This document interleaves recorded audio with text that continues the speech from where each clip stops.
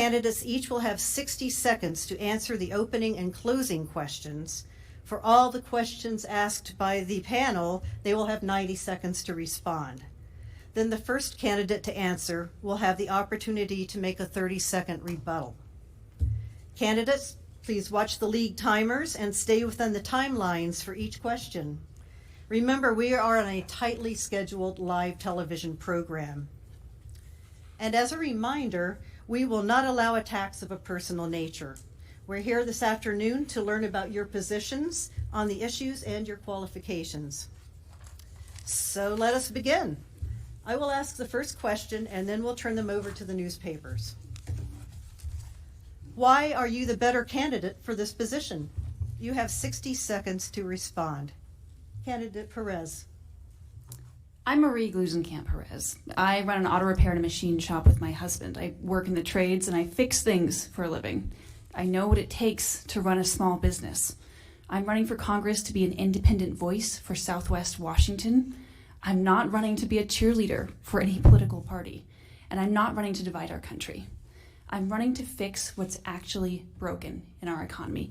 And that means you, the voter, can vote, have a clear choice in the selection. You can vote for me, a small business owner, or you can vote for Joe Kent, an extreme politician. Judge for yourself how extreme Joe Kent is. He supports a national ban on abortion with no exceptions. He wants to defund the FBI. He wants to abolish mail-in voting. He continues to celebrate the violent rioting mob that attacked our Capitol on January 6th. When Joe Kent says these things, believe him. This is who he is and what he's going to do. And a vote for Joe is a vote for even more chaos and disorder, and that's the last thing we can afford. Candidate Kent. Yeah, hi, I'm Joe Kent. Had the honor of serving this country for a little over 20 years, did 11 combat deployments and special operations in the intelligence community. It was the greatest honor of my life. I intended to continue to serve in that capacity until my late wife, who was also in the military, was tragically killed fighting ISIS in Syria 1 month after we were supposed to be out of there. Her death is a direct result of the failings of policy of our corrupt ruling class. So I came back here to the Pacific Northwest to concentrate on raising my children. I got a job immediately as a program manager in a technology company. And then ever since then, I've watched our country continue to decline. Right now, because of one-party rule in Washington, D.C., our economy is being decimated. 1 month of wages will be stolen from you this year. Crime is running rampant thanks to our open southern border, thanks to Democrat politicians opening prisons and letting child killers go. Our children are being sexualized in the schools. This situation's out of control. I will go to Washington, D.C. to be a check on Nancy Pelosi, Joe Biden, and one-party rule. Thank you. The next question begins the 90-second answers and will be asked by Brennan Kaufman of the Daily News. Do you support continuing national health care programs such as Medicare, Medicaid, and the Affordable Care Act for your constituents? If you do, why, and how could those programs be improved and made more cost-effective? If you don't, why not? And what would you support instead to ensure that Americans can access affordable health care? Candidate Kent. So right now the problem with healthcare is that we've had too much federal government control. Now obviously the programs for senior citizens or people with disabilities, those must maintain. We have to take care of the people who need our assistance and people who've paid into this system. But the one provider coming from the federal government, that has gotten us absolutely nowhere. If you remember the last time the Democrats said that they were going to fix healthcare, it was when Barack Obama said that if you like your plan, you can keep your plan. If you like your doctor, you can keep your doctor. We need more competition on the market. We need tort reform. We need to make it possible to purchase pharmaceuticals from places like Canada, places like Europe, without having a ton of red tape managed by big pharma and a few different healthcare conglomerates driving up all the prices. So at the end of the day, we need more competition in the market. That's going to overall benefit the individual consumers while maintaining at the same time the safety net for senior citizens and those who are disadvantaged. Candidate Perez. You know, we pay some of the highest healthcare costs in the world, and we have not the highest outcomes. We've got to do better. All Americans deserve access to quality, affordable healthcare. We've got to control the healthcare costs. Some of the ways that we can do that, we've got to be negotiating all of the Medicare drug costs, not just the 13 drugs covered in the IRA. We've got to be speeding the access and delivery of generic drugs to market. That means that we've got to pursue patent reform. You know, a lot of big pharma is just marrying an existing drug with a new delivery technology and calling it something new. That's not delivering value for American consumers. That's delivering high profits to big corporations. And that's one of the reasons I don't take corporate PAC checks, because I want to be an independent voice for Southwest Washington and our own healthcare. I also believe that value-based healthcare systems have proven really effective. When you have access to ongoing, continuous preventative care, overall our healthcare costs go down. One of the ways that we can do that is by cutting out the red tape that is holding up nurse practitioners from delivering the healthcare that we rely on. A lot of these people are highly trained individuals who, with minimal oversight, could be prescribing drugs to patients. In rural communities where there is a wild inequity and a lack of access to medical care, we have got to be supporting novel approaches to bringing down the cost of healthcare to provide better benefits for all Americans. Candidate Kent, do you want to rebut?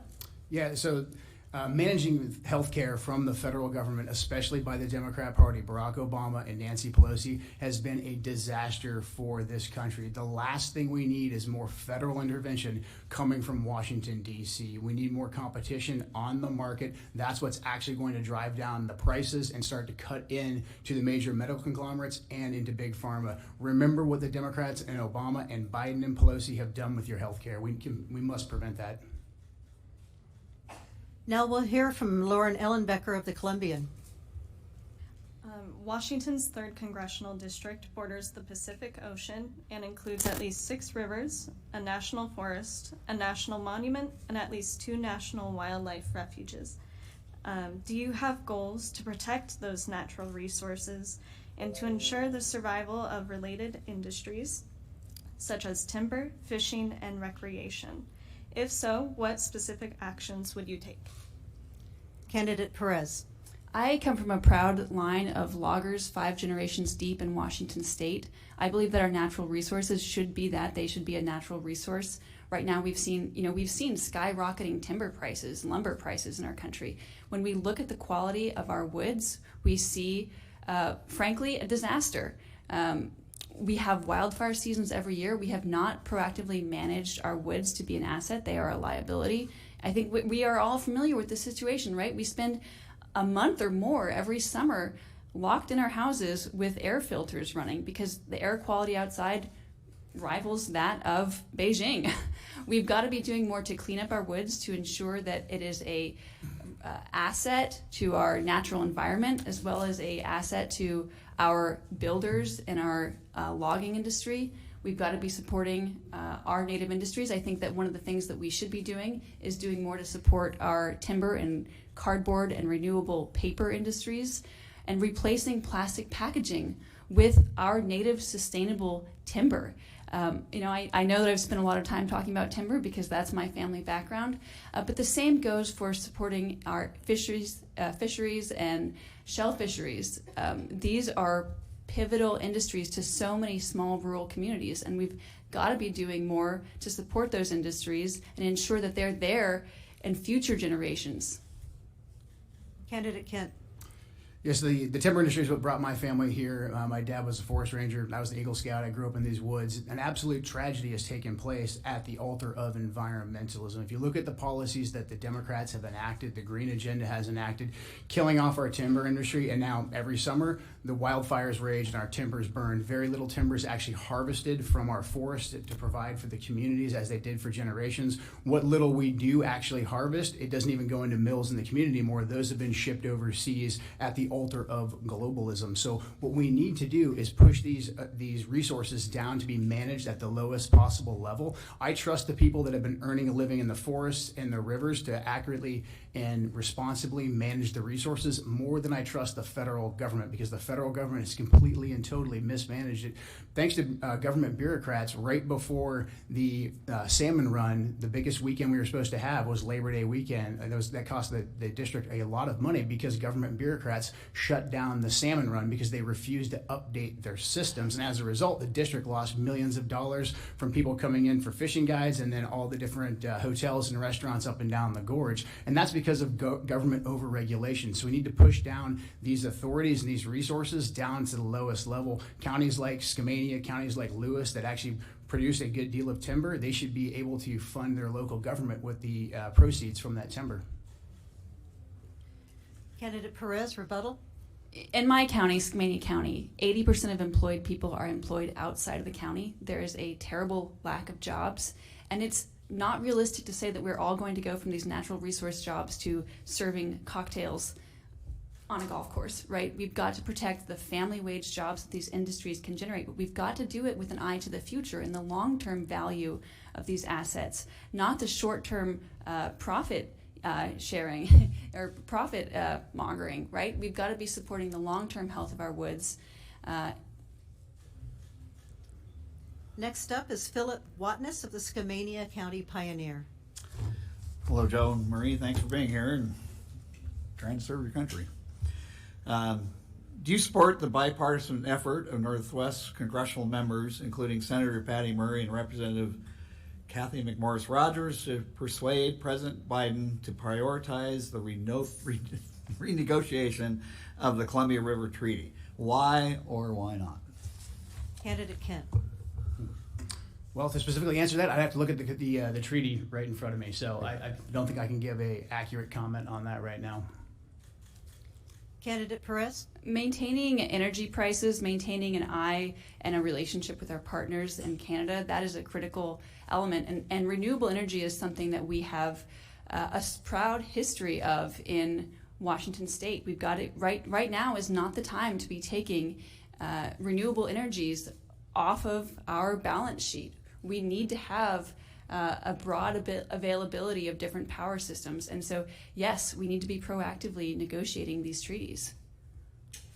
Candidate Kent, I'm guessing no rebuttal to that. Yeah, my starting point would be, is it a good deal for the people in the district? Is it going to lower our energy costs? Is it going to give us more control over the resources in our district? That's my starting point, is putting us first and not any kind of treaty that puts the people of the district in a disadvantaged position for something like a conversion to green energy. Now for Isabel Vanderstoep of the Chronicle. The 3rd Congressional District has experienced both dangerous wildfires and extreme temperatures in recent years. What do you propose to do in Congress to help your constituents prepare for and mitigate natural disasters specific to rising sea levels, wildfires, shrinking salmon runs, and flooding?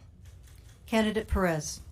Yeah, my house almost burned down in the Eagle Creek wildfire a few years ago. That was right after we finished building our house. We loaded up the truck with all the power tools we used to build it. That's something you don't forget. So climate change is real. It's something that affects all of us. It affects rural communities in different ways that need to be reflected in legislation.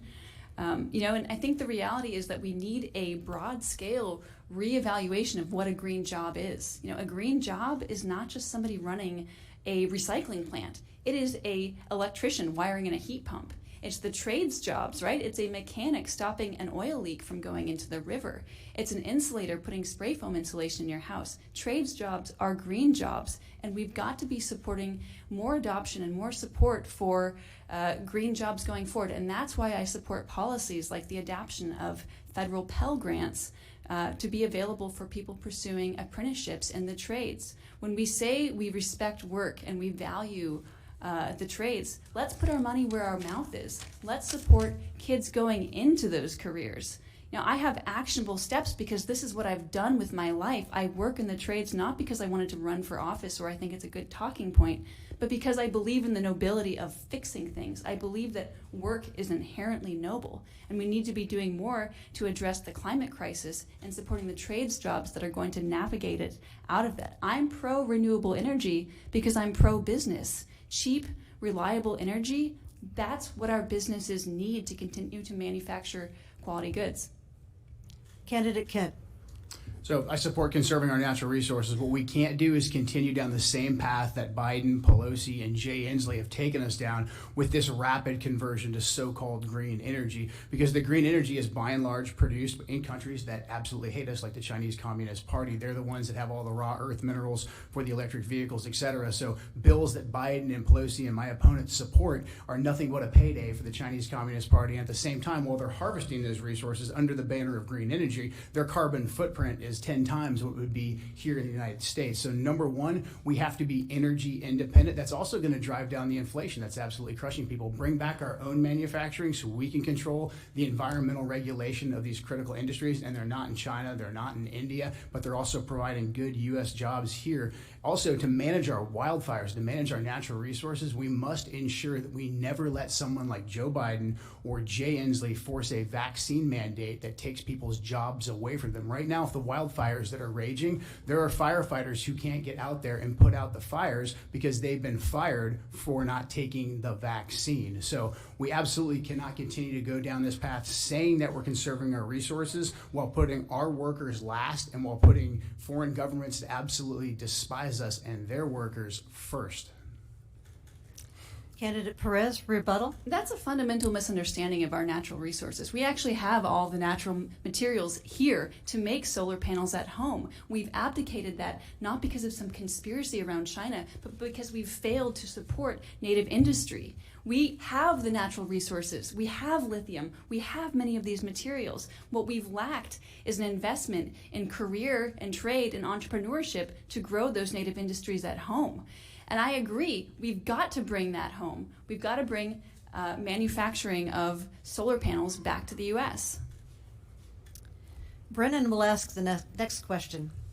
Earlier this month, President Biden announced he was pardoning all prior federal offenses of simple possession of marijuana and urged state governors to follow suit.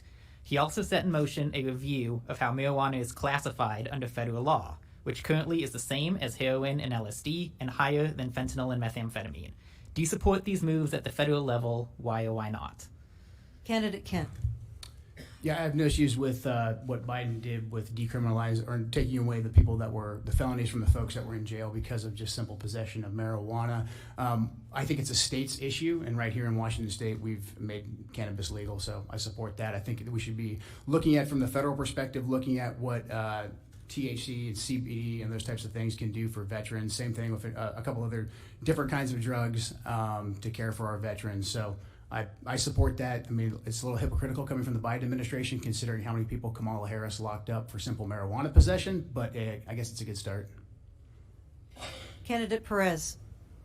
You know, from a financial perspective, I do think it's the right call to decriminalize federally possession of marijuana. That has been a huge waste of resources to keep people in prison who are not violent offenders. But I think it's important that we follow the science on this. I think when we have, right, marijuana is not what it was, you know, when my parents were young, right? The levels of THC have gone through the roof. I think it's important that we have more of a scientific understanding of what that does to our communities and our kids, people using it. I think that it's important that we have a middle of the road but understanding, but I do think it's the right move to federally decriminalize simple possession of marijuana. Candidate Kent, rebuttal? No. Okay. Next up is Lauren. The prices of basics such as food and gas have skyrocketed. For instance, the U.S. Bureau of Labor Statistics reported in September that over the last 12 months, grocery prices rose more than 13% and gas went up over 25%. What can Congress do to help 3rd District residents survive in this economy in the short term and help bring those prices down over time? Candidate Perez. I think there are 3 primary lenses that we need to address inflation through. I think the first one is the insane labor shortage that we're all facing. I think it's actually a good thing for the American worker that we have low unemployment. People are getting higher wages. Employers are having to compete and provide better conditions for their employees. I think that's a good thing that American workers have more money in their pocket. I think we need to understand why that's happening, though. Why do we have a labor shortage? I think we need to address, one, as a working mom and a small business owner, let me tell you one clue, one big red flag. 1 in 10 child care facilities have shut down since 2019 permanently. Child care costs are like $15,000 a year per kid, right?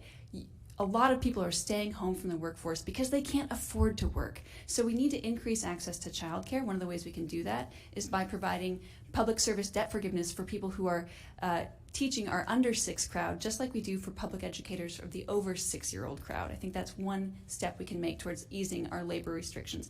In the context of inflation, though, I'd like to say that Joe Kent's plan to ban all legal immigration for 20 years is economic sabotage. When we talk about expensive grocery prices, you ban all agricultural legal work permits, the price of groceries are going to go through the roof. That's how we end up with $40 cranberry sauce on the kitchen table, right? We've got to have, and that's why so many people in the agricultural industry are supporting me, because they know it's economic sabotage. We also need to address supply chain issues. That's my time. Candidate Kent. Yeah, the reason why inflation's out of control right now, number one, day one of Biden's administration, he killed off U.S. energy. Everybody remembers what gas prices were just 2 years ago. That drove this cycle of inflation. That's what started 1 month of your wages being stolen this year. The Democrats then continued to spend money. Most recently, the Inflation Reduction Act, so-called Inflation Reduction Act, that my opponent here says that she would support. That gives 87,000 more IRS agents to come after people making under $100,000 per year, at the same time increasing new domestic taxes on domestic oil production, energy production. So that's going to continue this cycle of inflation off the charts. The Democrats continue to spend trillions and trillions of dollars that we didn't need with the American Recovery Act, Build Back Better, etc. These are all things that Biden and Pelosi pushed. This cycle of inflation, of reckless spending, is what's driving all of the inflation costs. What I can do on day one is I can caucus with other Republicans, and we can threaten to withhold the federal budget until Biden turns back on U.S. energy. That will give the American people some instant relief. After that, it's being fiscally responsible. We cannot continue to spend billions and trillions of dollars on programs we don't need, and we're sending money to countries that hate us, that we don't need to be involved in. That will absolutely tighten up the budget. As far as immigration goes, I want to ban economic immigration. If a visa takes a job away from an American citizen, we must prioritize Americans. My opponent will say that I'm racist for saying so, but I want to put American workers first, because I think it's our obligation to provide good paying jobs for our people. Candidate Perez, rebuttal. You know, we all recognize that we need to increase energy production. That's one of the primary components of all of our market-based goods, of all of our labor, right? And that's one of the reasons, you know, he says that Biden's trying to kill off oil and gas. Biden actually issued more permits for oil and gas drilling in 2021 than Trump did. I'd like to remind the audience to be quiet. His entire tenure. But we've got to rebuild our supply chains. We've got to rebuild American manufacturing. And stop. Okay. Now we'll hear from Philip. Hi. Social Security provides a lifeline to many constituents in this district. Do you support changing eligibility requirements to receive Social Security? If so, what specific changes would you make? And if not, why not? Candidate Kent.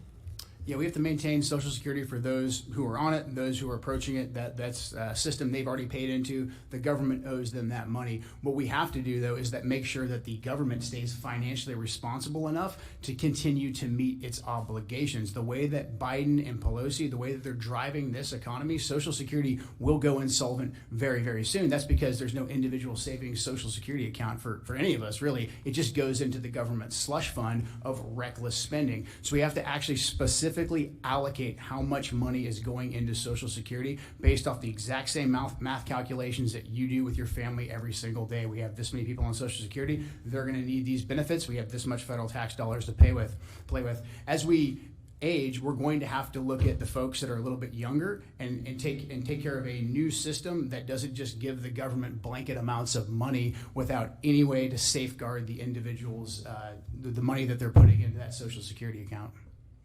Candidate Perez. Yeah, you know, Joe Kent had to take that phrase off his website. He used to say that we're going to increase the age at which people can access Social Security. He softened that because he knows that it's a bad idea, I thought. You know, they make this argument, right, that we should increase the age of accessing Social Security because we're all living longer. Spoiler alert, we're not all living longer. People who work in the trades like me and my family, we're not living longer. It's white-collar workers, it's project managers who are living longer, and they want us to pay for it. There's no reason that we should increase the age of accessing Social Security just because certain kinds of workers are living longer. People that work in the trades should not be paying for that. We've got to increase solvency. One of the ways that we can do that is by removing the income tax cap and ensure that you pay the same ratio of into Social Security regardless of how much you earn. I'd like to pause and remind the audience once again, if you cannot be quiet, you'll be asked to leave. Candidate Kent, rebuttal. Well, people in the profession that I had for about 20 years, a lot of us didn't live to see 19 or 20 years old. So I know a thing or two about doing very hard and dangerous work. So we have a basic math problem. The baby boom generation, it's basically a reverse pyramid. There's not going to be enough of us to support them. So we can put our head in the sand and say that things are just hunky-dory and we can continue to do what we're doing right now, or we can start looking for real new solutions. That's what I'm for, is embracing reality. The next question is from Isabel. Immigration is one of many controversial subjects today. On one hand, some call for ending or drastically restricting immigration to the United States, while others point to the need for foreign workers, such as the H-2A visa workers, and others organized to assist asylum seekers. Name 2 specific legislative changes that you would propose to the American immigration system and why. Candidate Perez. You know, all countries have a right and responsibility to know who's coming in their border. There is a crisis at the southern border that we have to address. I support comprehensive immigration reform like what Dan Newhouse, one of the Republicans in our state, has proposed. It's the Farm Workforce Modernization Act. I think that's a great step in ensuring that we can stabilize a reliable source of labor for our critical industries like agriculture. I also believe that we need to address we need to send a surge of judges down to the southern border to process the backlog of amnesty cases. If they have a valid claim of amnesty, they should come in. If not, they should not come in. We need to address this backlog. We have the resources to do that. I believe in securing our border. We can do that through enhanced electronic monitoring of the border. I don't think a wall is the right solution for that. And, you know, that is one of the reasons that so many people in the agricultural industry support me, is because they know that Joe Kent's plan to end all legal immigration for 20 years is morally bankrupt and an economic sabotage. Candidate Kent. So 2 policies. Number 1, build the wall, get the military down there to do that, impose harsh costs on South American countries that continue to send wave after wave of illegal immigrants up here. Number 2, make it very clear to everyone who's here in the country right now, there is no pathway to citizenship if you entered this country illegally, period, full stop. What we can't do is continue to trust Joe Biden, who opened up our border for an invasion on day 1 of his presidency. We cannot continue to trust Joe Biden and Nancy Pelosi to secure our border. We've had at least 2 million illegal immigrants come into this country, enough fentanyl pumped into this country and into this district to kill every American 2 times over. The number 1 killer of Americans right now, ages 15 to 50, is fentanyl, coming from our open southern border, invited by Joe Biden, being pushed by the Mexican drug cartel and the Chinese Communist Party. It is our duty to stop that.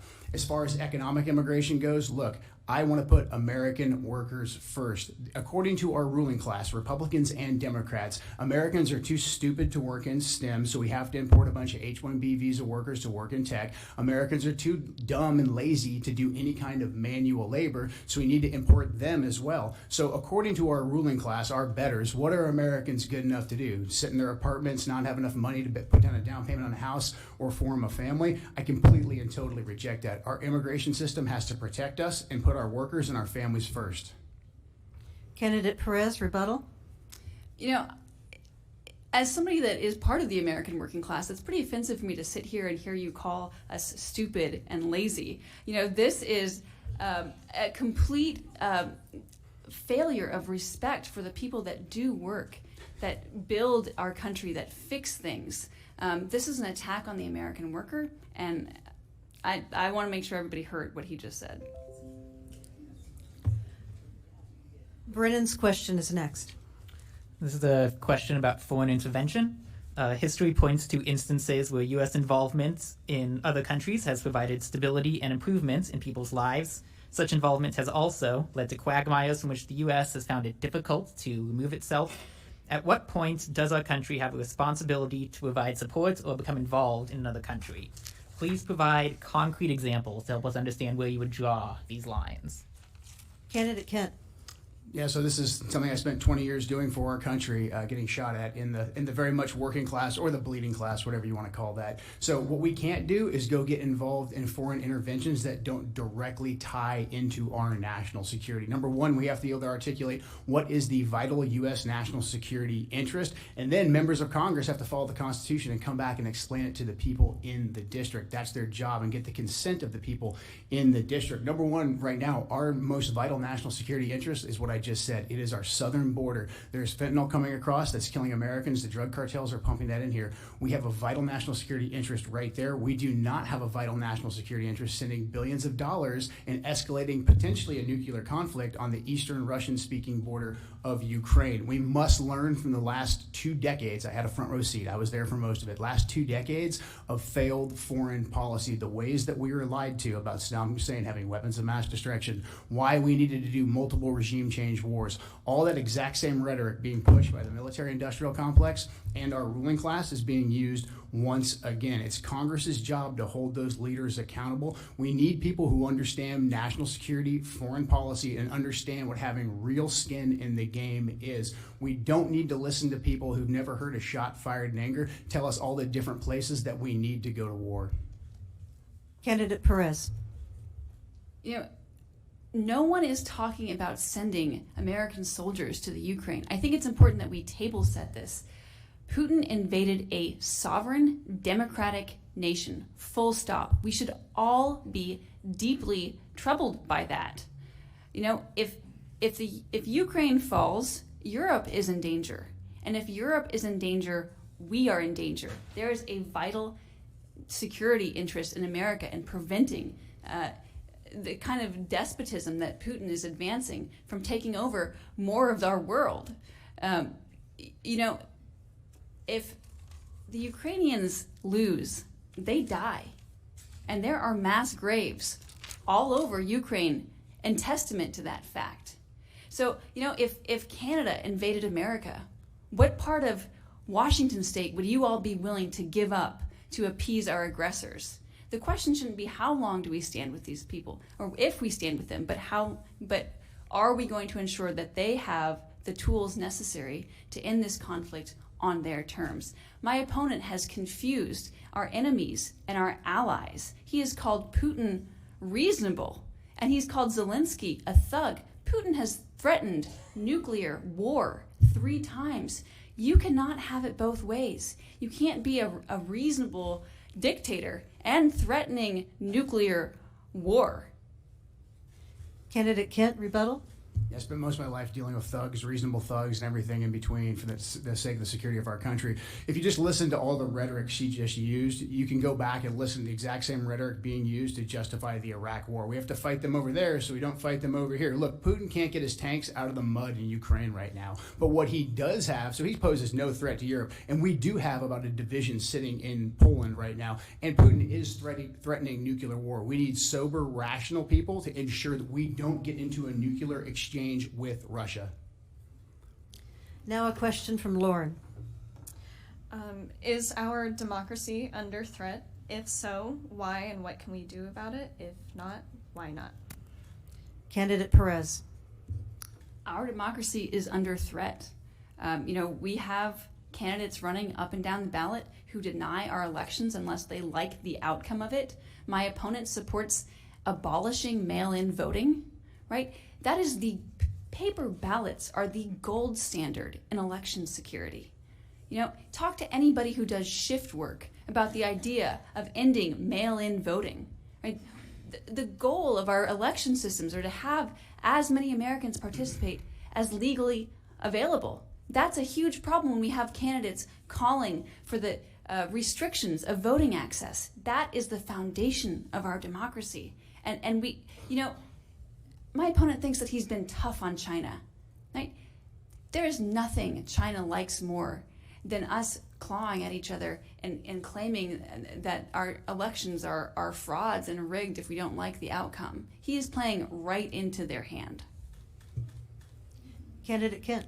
There's nothing China likes more than Joe Biden and Nancy Pelosi, because that's what really butters their bread. That's what it's giving them access to our country. So look, the biggest threat we have right now to our democratic republic is the fact that our economy is being absolutely decimated. We're about to lose our working class. We're about to lose our middle class, and that's because of the policies of the Democrat Party for the last 2 years having complete and total control of the government. What they've done to our energy sector, the reckless spending, the crime coming across our border, the crime on our streets here in Vancouver and throughout the district, even in the rural communities, that's what's absolutely decimating our country. Also, having leaders who just go along with whatever the current thing is, whatever the mainstream media says, or whatever is coming down from Biden and Pelosi, and not questioning it. Congress has a role in oversight. And when we have an issue like an election where a lot of people think some things went wrong, it is our job to respect those people and to say, hey, you're not an election dieter. You're not a threat to democracy. Let's adjudicate this. Let's open up the books and show the American people what happened, because this is our system. If people lose confidence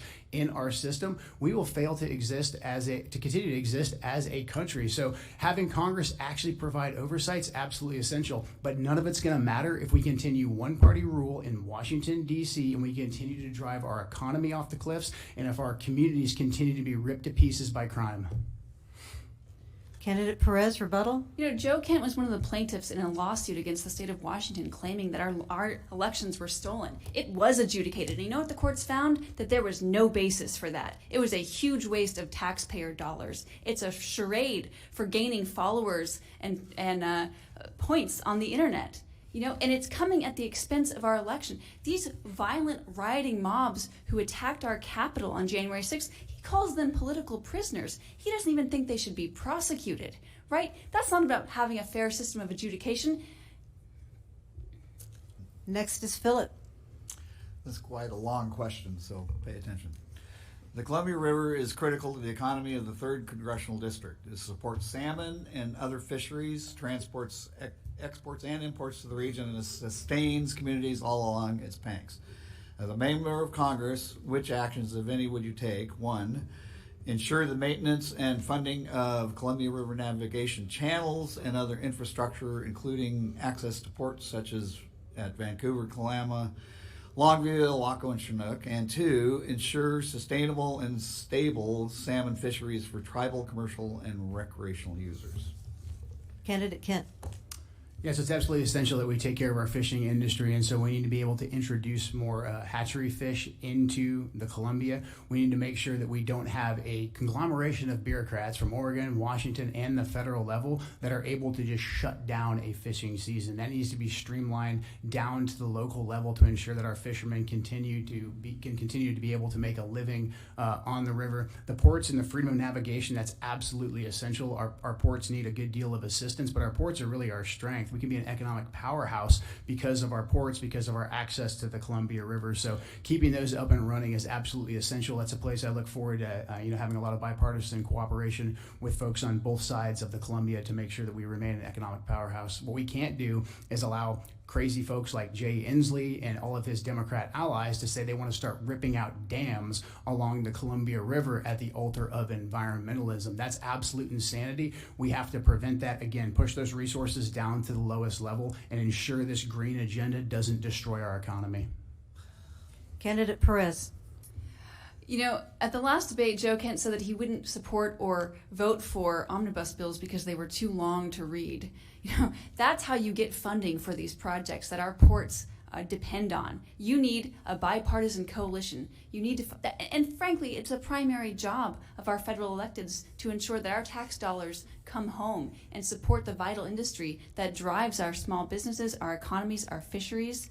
And my opponent has pledged he won't be doing that. He wants our tax dollars to go to other states and fix their problems. That should be a huge concern to all of us. And frankly, I'm hearing from a lot of our folks that it is, because they recognize that Joe Kent can't build coalitions. He hasn't even been endorsed by the Republican federal delegation. He hasn't been endorsed by Dan Newhouse or Cathy McMorris Rodgers. He's not going to go to D.C. and suddenly find a coalition of Democrats in Oregon excited and ready to work with him. That's magical thinking. You can't annoy everyone, offend everyone, degrade everyone, and then expect them to come help you get dollars for the projects that drive our economy here in the state.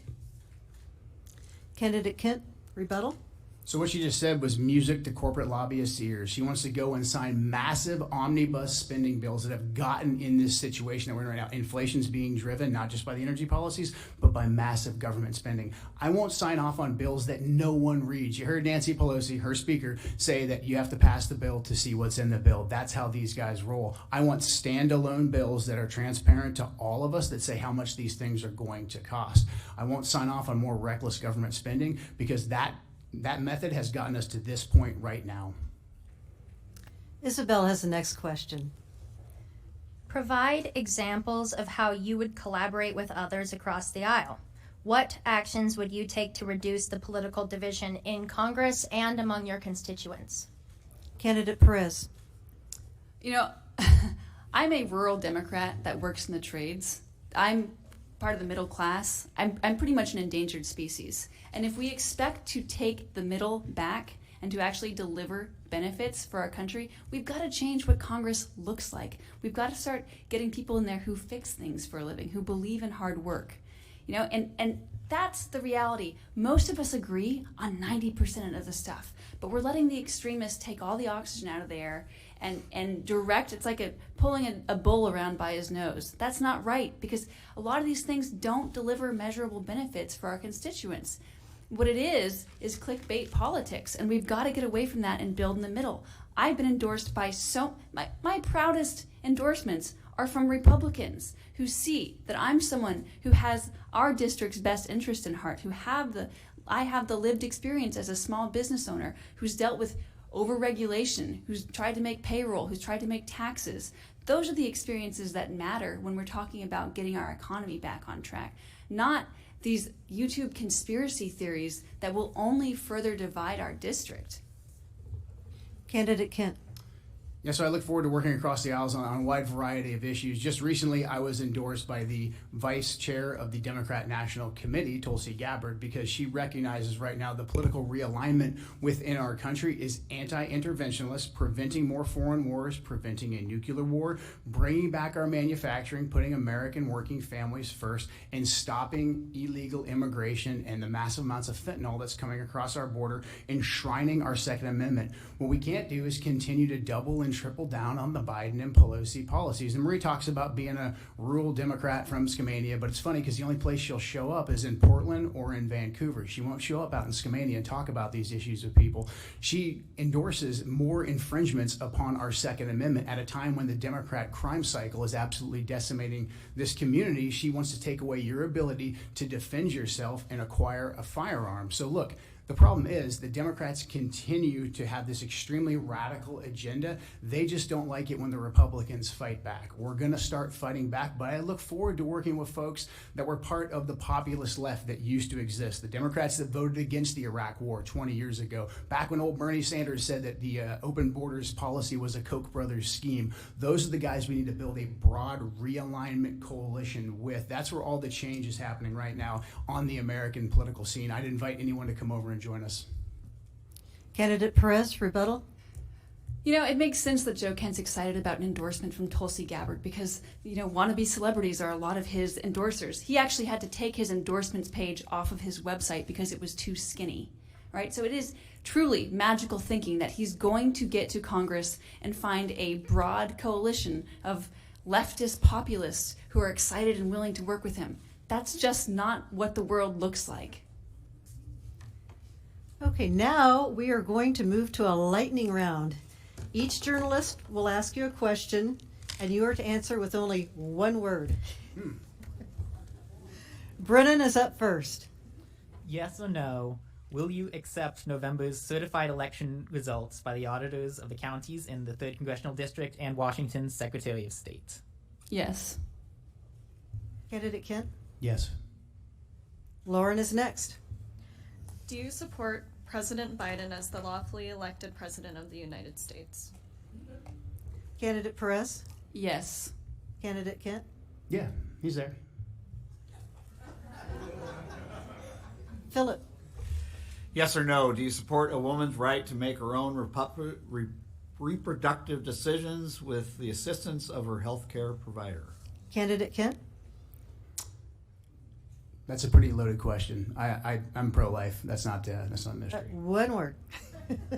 I support a woman's right for her body. Candidate Perez. Yes. Unequivocally, yes. Isabel. Yes or no? Do you support the federal recognition of the Chinook Nation? Candidate Perez.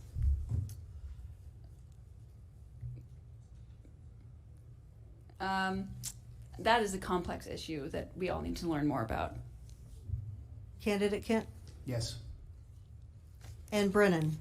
In one word, characterize the individuals who tried to stop the transfer of power on January 6th and who have to date been arrested and convicted. Candidate Kent. And convicted? Well, they're convicted of what they're convicted of. What? Generally speaking. I guess that would make them felons. I'm sorry? I guess that would make them felons if we're looking Okay, for one all right. word. Candidate Perez. Rioters. This brings us to the candidates' closing arguments. You each have 60 seconds. Candidate Perez. I'm not your typical candidate for Congress. I'm a small business owner. I'm a mom. I live in rural Skamania County and I fix things for a living. I am running for Congress to put common sense and community first, to actually fix what's broken with our economy. And that's the clear choice in this election. I want to fix things. Joe Kent wants to break things. I want to build bridges. Joe Kent wants to burn bridges. I am a small business owner. Joe Kent is an extreme politician. But the bad news for Joe is that this district is not a district that sends extremists to Congress. We have a proud history of electing strong, independent voices. Jamie Herrera Butler and Brian Baird both stood up to their party when they needed to, and I will too.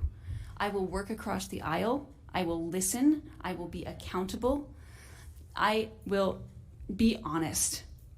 I am honored to have the support of so many Democrats, Independents, and Republicans, and I would be honored to have your vote also.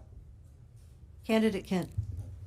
So Marie's going to give you a lot of anecdotes about why she's a different kind of Democrat, but the thing is, she is just more of the same old Democrat. Look at her policies with inflation, not addressing the energy crisis, not addressing the spending, bragging about signing on to omnibus spending packages. Look at the crime. She didn't address crime one time. She is endorsing open borders, no border wall. She's endorsed by Democrats that are letting child killers out of prison here in the district. She supports the radical mutilation of children and the chemical castration of children known as gender-affirming care. She not only endorses it, she wants your taxpayer dollars to go to fund it. And most importantly, when she gets to Washington, D.C., she's going to vote in lockstep with Nancy Pelosi. And so the real question is, can you afford 2 more years of one-party rule? I'm going to Washington, D.C. to provide a strong check against Nancy Pelosi, against Joe Biden, and against one-party rule. I served this country for 20 years. I'd be honored to serve you for 2 more as your representative. Thank you very much. That concludes this afternoon's debate. Special thanks to our candidates for participating in the event and to CVTV for their support in putting it together, and to everyone watching. Remember, Washington residents do not need to request a mail-in ballot. All registered voters will receive them by October 27th. You can make sure you are registered by going to votewa.gov. The deadline for registering online and by mail is October 31st, but you can register up until 8 p.m. on Election Day if you go in person to the county elections office. Thank you, and don't forget to be a voter.